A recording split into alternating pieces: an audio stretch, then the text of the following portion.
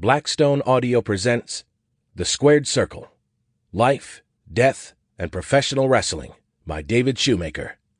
This book is read by R.C. Bray. Introduction. In modern professional wrestling, the really compelling shows start with what they call a cold open. They skip the theme song, skip the formality, and get right to the meat. So let me try to do that here. This is a book about dead wrestlers. It was supposed to be anyway. But along the way, it became a history of professional wrestling told through the stories of people who made the myths and who thereafter died. It's the story of a mythology populated not by gods, but by real men, fallible mortals who served as vessels for a larger truth, men who lived the lives of kings and who suffered to be our idols. This is the ultimate fakery of wrestling, that the emperor has no clothes, that the gods are mortals. But in reliving their lives, what became clear is that the mythology is what matters the most. We make our own gods for our own purposes, and we love them. And that's the whole point. Dad took me to a wrestling show in 1987 at Freedom Hall in Louisville, Kentucky.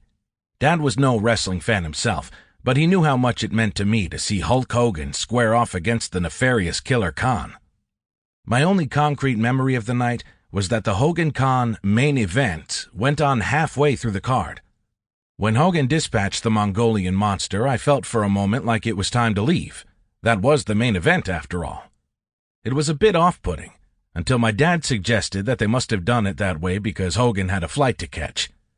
Even as a 9-year-old, I knew that this made sense, that there were perfectly good real-life situations that took precedence over wrestling reality.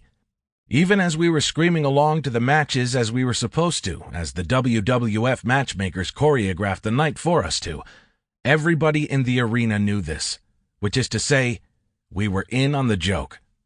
That's the first thing most people get wrong about wrestling fans. We can whoop for the good guys, hiss at the heel antics, and still know that the show is, well, a show. It was a year prior to that Hogan-Khan match when I was first awakened to the complexities of pro wrestling, when a group of good guy wrestlers showed up in the WWF calling themselves the Machines. There were two of them at first, a burly, nondescript guy called Super Machine.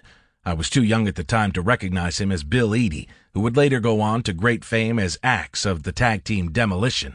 His moniker here was a play off of his previous gimmick as the Masked Superstar, a headliner in the Mid-Atlantic territory. Sample complete.